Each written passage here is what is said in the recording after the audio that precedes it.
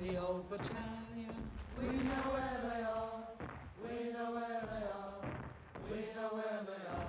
If you want the old battalion, we know where they are, they're hanging on the old barbed wire. In nearly every village across the UK there are war memorials.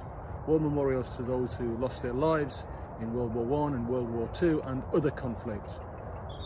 I'm just visiting this cemetery in Cosby because there's some British war graves here. War graves that tell a story about terrible things, terrible battles and lives lost abroad. Cemeteries like this one are full of stories. They're full of history, family history. And there are many gravestones right across the UK that look like these, but not all look like this one. This is a British Commonwealth war grave. It's made out of limestone and it has on it carved the regimental badge and the name of the soldier who died. In this case, it was Private S.L. Starmer from the Leicestershire Regiment who died on the 25th of July 1916. Private Starmer was injured in the Battle of the Somme on the 14th of July 1916. He was shot and hit in the kidney in the back, and eventually he was brought back to England but died in a hospital in Dover, and his body brought back home here to Cosby. But that didn't happen for most of the men who died in battle. British policy was to bury them where they fell. And back in Belgium and France and around the world where there was fighting, there are huge cemeteries and some tiny cemeteries with many graves that look just like this one. The bombs and the bullets didn't respect your age. Valentine Joe Strudwick was only 14 when he lied about his age, and 15 when he was killed. The bombs and the bullets sometimes caused so much damage that bodies could not be recognised, and they were buried without a name. Far too often in this war, men's bodies were never found. And on the Menin Gate Memorial in Ypres, Belgium, there are lists and lists and lists of 55,000 men whose bodies were never found. There are more memorials like this right across Belgium, France, and across the world. But if you look closely at the names on the Menin Gate, you can see why truly it was a world war. Men came from everywhere, from India, from Afghanistan, from Bhutan, from what is now Pakistan, from China, from New Zealand, from Africa. People of all colours and all religions came to fight for Britain and her allies in World War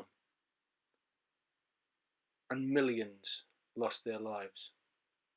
But this wasn't just a male war, it was a war that consumed all of humanity, and women worked tirelessly on the home front and at the fighting front, and many also lost their lives.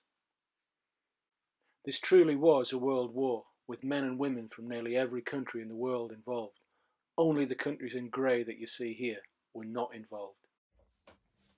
So over 100 years ago, over 100 countries fought right across the world, but mostly in Europe.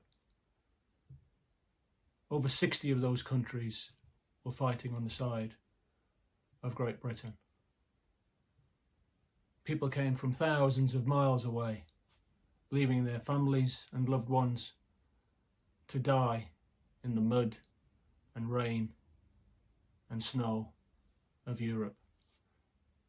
Their families never saw them again, but they died for Great Britain.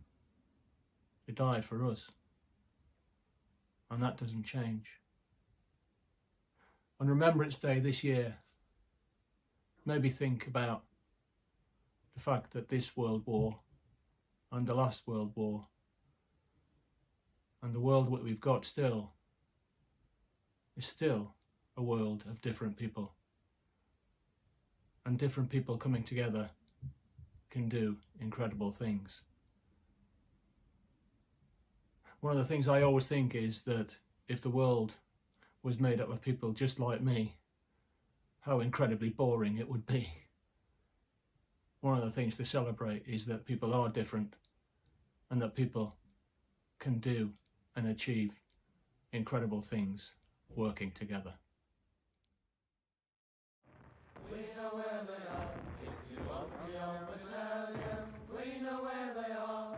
They're hanging on the old barbed wire.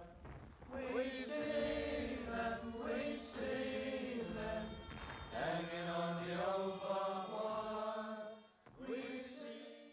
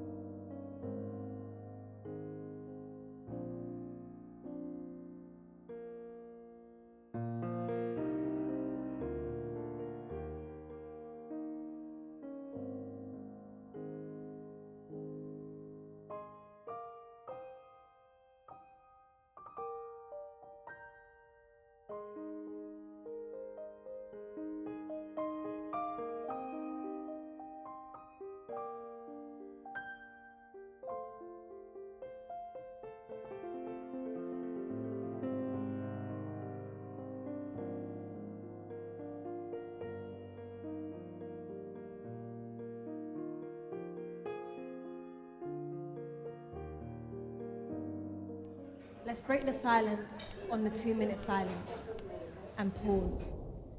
You see, it's not about which side of the argument you side with. Think of it as an act of kindness. You may not know their names, you may never meet them face to face, but imagine what it must feel like to never again see the face of your brother or your best mate. Imagine all you had left was the pictures they left on Facebook or a backpack full of their old school books. This is more than some war in your history textbook. You don't have to agree with the politicians. You don't have to like their decisions, but you can decide to empathize. And yeah, it can be awkward just standing there, but try this. Try closing your eyes. Remember those who risked their lives knowing every second might be their last.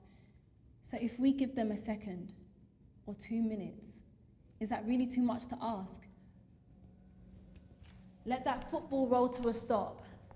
Let your conversation reach a full stop. Mute your phone, close the laptop, pause your coffee, switch off the telly. Because when it comes to empathy, we can all stand at the front line. And on 11/11, we can all choose to unite. We need to talk about the silence and then pause. Lest we forget, this moment is ours.